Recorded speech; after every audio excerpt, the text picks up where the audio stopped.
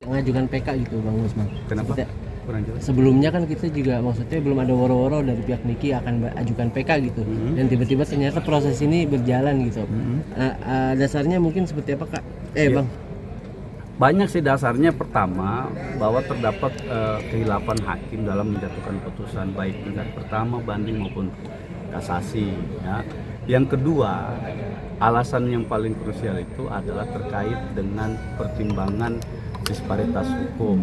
Di satu sisi ada dua perkara yang identik nih, ya.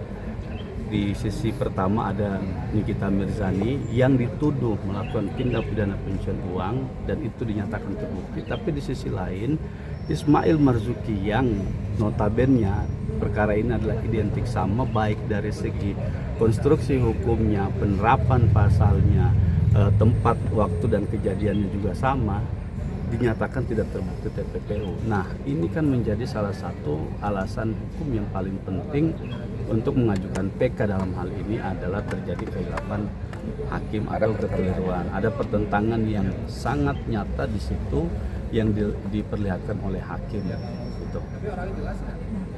Bu Rika mungkin melihatnya seperti apa, Bu? Aku harus baca ya karena harus hati-hati. Jadi pertama terima kasih untuk teman-teman media yang sudah mengawal. Rencana dijadwalkan jam 10. Betul. Ya, tetapi dimulai setengah 10 sesuai begitu. Panggilan jam 10. Jadi saya harus mengatakan bahwa saya hadir ke sini bukan dalam rangka mengintervensi proses hukum atau mempengaruhi putusan pengadilan begitu. Karena kebetulan saya bertugas di Komisi 13 DPR RI yang membidangi masalah hukum dan HAM. Dan ini merupakan pelaksanaan fungsi pengawasan sebagai anggota DPR yang dijamin oleh Undang-Undang Dasar Negara Republik Indonesia, khususnya dalam memastikan penegakan hukum, etika peradilan, perlindungan hak asasi manusia, serta tegaknya prinsip keadilan bagi setiap warga negara. Saya memandang bahwa kepercayaan publik terhadap lembaga peradilan merupakan fondasi utama negara hukum. Karena itu setiap proses peradilan yang menjadi perhatian masyarakat harus dijalankan secara transparan, akuntabel, profesional, dan sesuai prinsip due process of law. Dalam perkara Nikita Mirzani terdapat sejumlah fakta yang patut diklarifikasi demi menjaga kepercayaan publik terhadap sistem peradilan. Pada tingkat pertama, Pengadilan Negeri Jakarta Selatan menjatuhkan pidana 4 tahun penjara. Pada tingkat banding, Pengadilan Tinggi DKI Jakarta memperberat hukuman menjadi 6 tahun penjara dan denda 1 miliar. Dan kemudian Mahkamah Agung menolak kasasi terdakwa maupun penuntut umum sehingga putusan banding tetap berlaku. Berdasarkan kronologi yang tersedia, kami berkomunikasi dengan semua tim kuasa hukum. Kasasi diajukan 15 Desember 2025, memori kasasi diserahkan 24 Desember 2025, berkas diterima Sekretariat Mahkamah Agung pada 14 Januari 2026, didistribusikan kepada Majelis Hakim 12 Maret 2026, dan putusan dijatuhkan pada 13 Maret 2026. Salinan resmi putusan sendiri baru diterima pada 26 Mei 2026. Indikasi paket kilat menurut saya.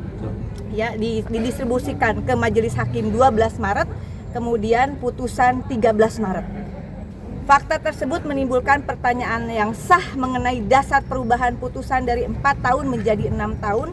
Proses pemeriksaan kasasi yang berlangsung sangat cepat sejak distribusi berkas kepada majelis serta jeda waktu yang cukup panjang hingga diterimanya salinan resmi putusan. Pertanyaan ini bukan tuduhan, melainkan bagian dari pengawasan publik yang sah dalam negara hukum.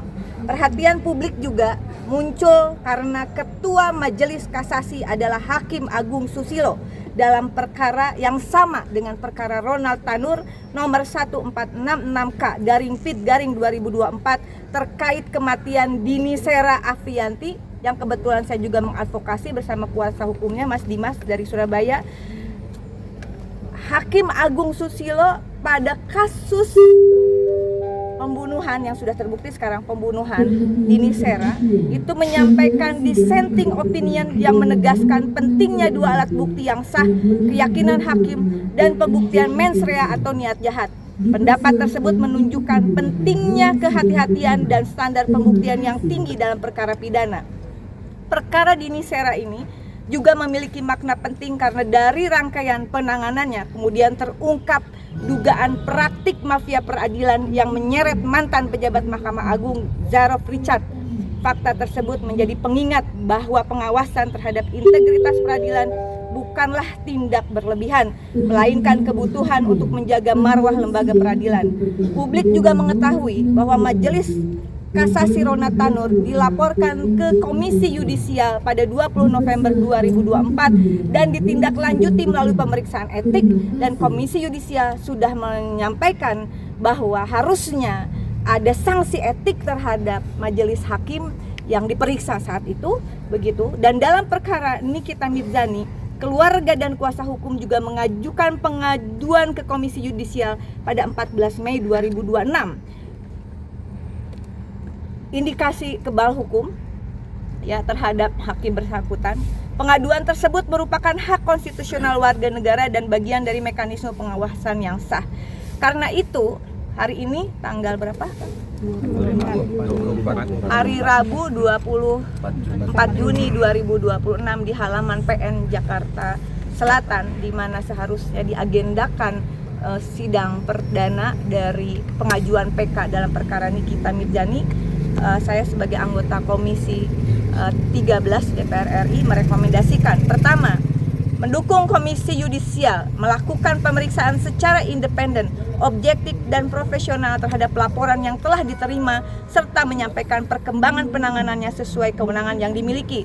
Kedua, mendukung Badan Pengawasan Mahkamah Agung melakukan evaluasi administrasi perkara, termasuk proses distribusi perkara, pemeriksaan perkara, dan penyampaian salinan putusan guna memastikan prinsip transparansi, akuntabilitas, dan kepastian hukum berjalan dengan baik. Ketiga, kami mendukung Kejaksaan Agung Republik Indonesia melakukan langkah hukum apabila di kemudian hari ditemukan bukti permulaan yang cukup mengenai dugaan suap, gratifikasi, pengondisian perkara, atau tindak pidana lain yang berkaitan dengan proses peradilan dengan tetap menjunjung tinggi asas praduga tak bersalah. Sekali lagi, pernyataan ini tidak dimaksudkan untuk menyimpulkan adanya pelanggaran etik maupun tindak pidana oleh pihak manapun. Yang sedang diperjuangkan adalah kepastian bahwa setiap warga negara memperoleh proses hukum yang adil, transparan, dan dapat dipertanggungjawabkan. Keadilan bagi Dini Sera adalah keadilan bagi Nikita Mirzani, dan ini bukanlah dua hal yang bertentangan. Keduanya menuntut satu prinsip yang sama, penegakan hukum yang konsisten dan penegakan etika hakim yang tidak pandang bulu. Sebab ketika etika peradilan tidak diawasi secara sungguh-sungguh, yang terancam bukan hanya keadilan dalam satu perkara, melainkan kepercayaan rakyat terhadap hukum itu sendiri, dan pertaruhan apakah kemudian yang namanya putusan hakim itu akan direproduksi berulang justru tidak terindikasi tidak menegakkan keadilan. Demikian teman-teman, terima kasih. Cukup ya? Cukup ya. Hari ini mungkin dari Hakimah sendiri katanya nggak boleh dihadirkan Nikita Mirzani, tapi dari pihak abang sendiri mereka untuk dihadirkan ke sidang. Nanti itu urusan, memang tadi hakim menyampaikan bahwa terkait dengan kehadiran pemohon prinsipal itu dengan aturan yang baru SEMA 2016-2018 tidak lagi menjadi wajib ya.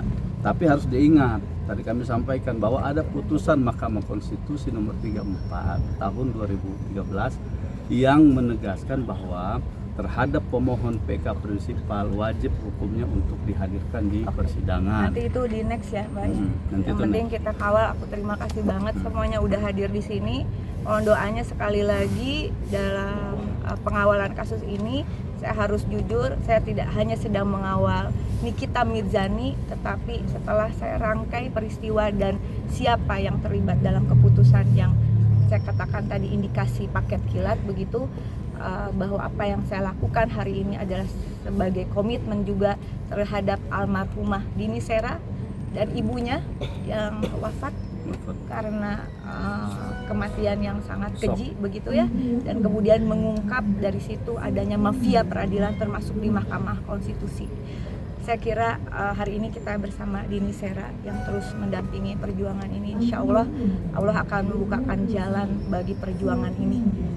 Ya, kalau tidak tegak juga ini persoalan hal seperti ini dipertahankan, indikasi orang-orang seperti ini dipertahankan, kita sedang berjudi dengan nasib hukum yang mungkin suatu saat akan menimpa diri kita.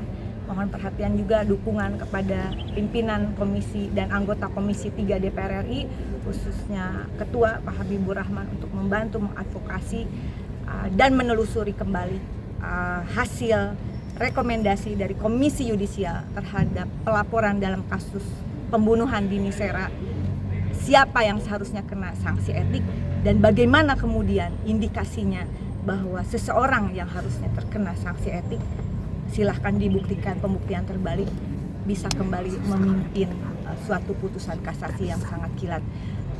Publik Indonesia saya yakin sudah cukup cerdas, dan insya Allah sekali lagi mohon doanya, mohon dukungannya, Allah membukakan jalan perjuangan ini, insya Allah, amin. Terima kasih teman-teman.